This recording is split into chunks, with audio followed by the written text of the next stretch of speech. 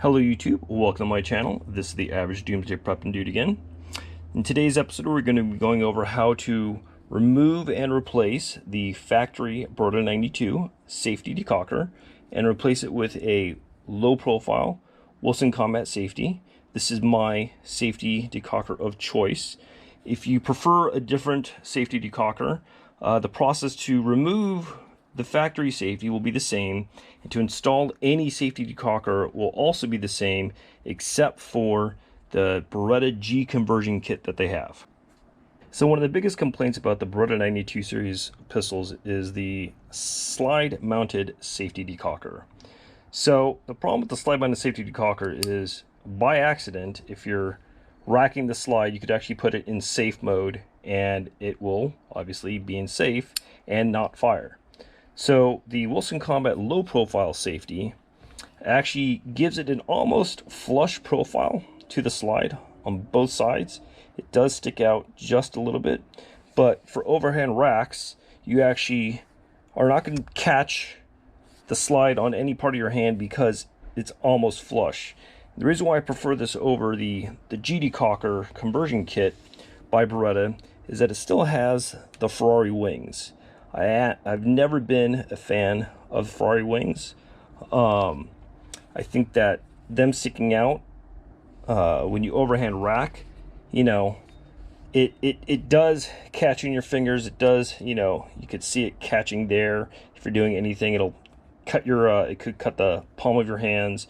So I know some people do prefer the G conversion kits and the G series of pistols, but I still prefer, now that they've come out, the Wilson Combat low profile safeties, because even though it's still a safety decocker and it can be put in safe, the chances of you putting it into safe accidentally with this profile is very, very, very, very slim.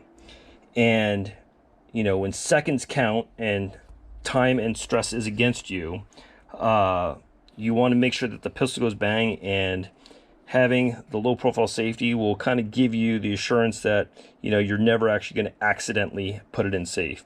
It does function fairly simply and easily, even though it's low profile, because it does have a nice profile that sticks out just ever so slightly, so it's not too hard to manipulate. So here's everything you need in order to remove the original factory safety plus install the new low profile Wilson Combat Safety. The first is a bench block in order to rest the slide on while you're punching out the two pins on the right side of the original factory safety. You'll need a 1/16 inch punch as well as hammer in order to get those two pins out.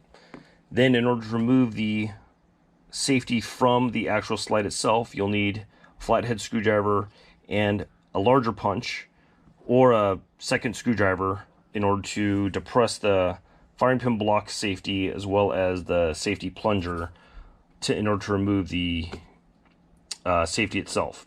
We'll go over that in a little bit, but for now, let's get started. Okay, so for the first part of this, you're going to want to put your slide on the bench block. You want to have it so that the edge of the back part of the slide is overhanging, because you're going to be knocking out two pins right back there. So you're going to use the 1/16 punch here. Just put them in the holes as so. Take your hammer, and it's going to maybe take 2 or 3 taps, just kind of get it out. You don't have to whack hard. Just go slow. One is out. 2 is out. And you'll see the 2 pins fell down there. Put these to the slide. And once those 2 pins are out, that's literally the only thing that's hanging, that's keeping this right side wing on. That can just come off and put that to the side. We're done with removing the first part of the safety. Now we're going to get on to the second part. Okay, now that you've gotten the right side of the safety off, it's time to remove the safety actually from the slide itself. This is a 3-hand operation, but you only have 2 hands, so you're going to have to use your body and both the hands at the same time, doing multiple things.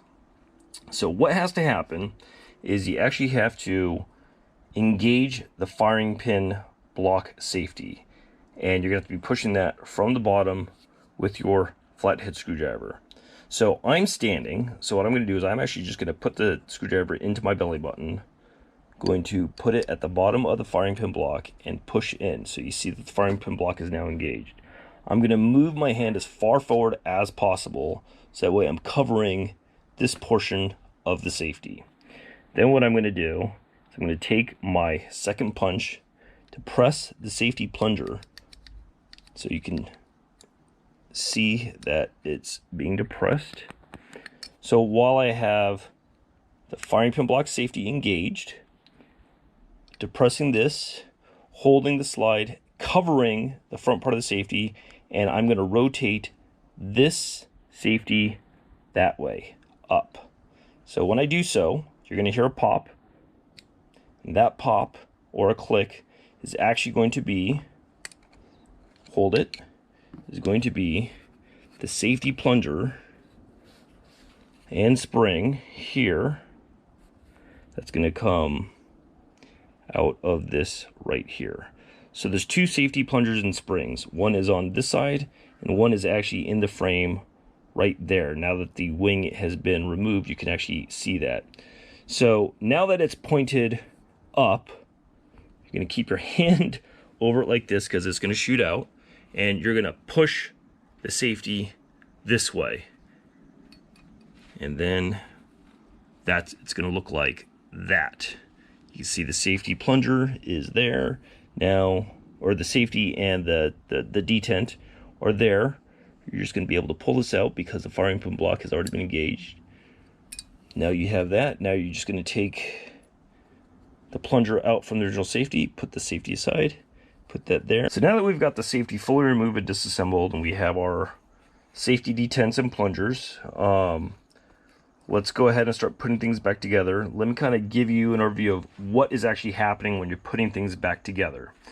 So if you look at the side of the slide without the safety inside, you can actually see that the firing pin is right here. It doesn't go in all the way because of the firing pin block is engaged.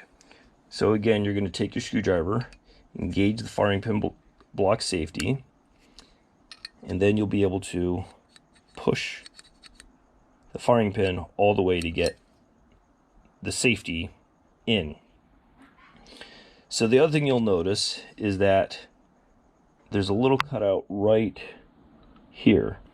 So after you put the plunger into your safety, you want to orient it as such where this head of the plunger is going to go there.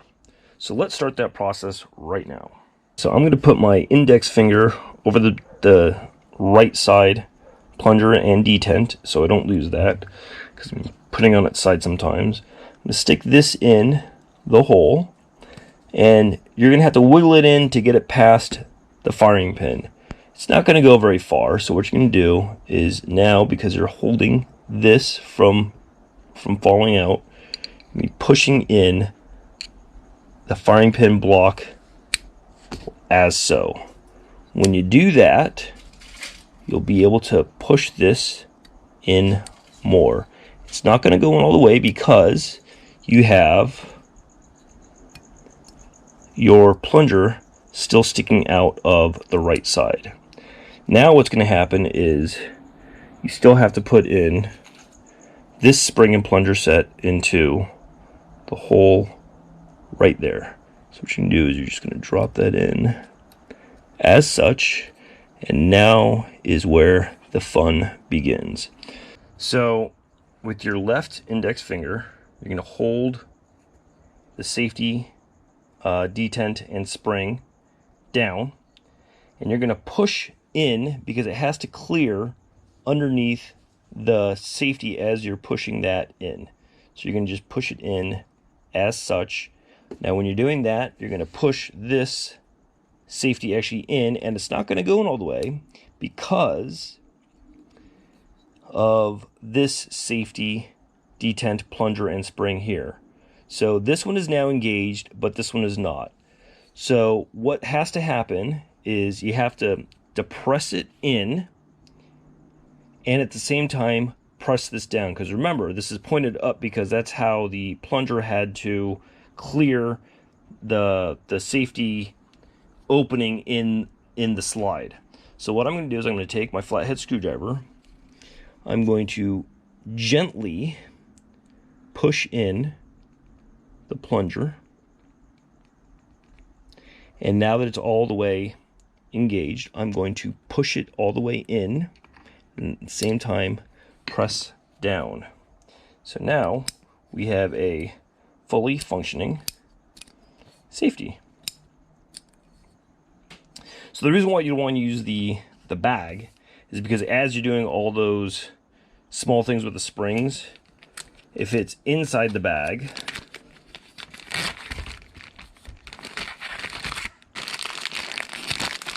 and you lose anything, it's inside the bag, as opposed to, you know, shooting across my garage or in your dining room and the carpets and it gets lost, and you'll never find them. First time I ever did this, I lost my spring and detent. I actually found it later on, but it's a real pain in the ass. I've done this so many times, I don't need the bag anymore if you know what you're doing, but the two little detents can shoot across rooms and potentially get lost. So that's what it looks like now with the safety assembly all assembled with the low profile combat safety decocker.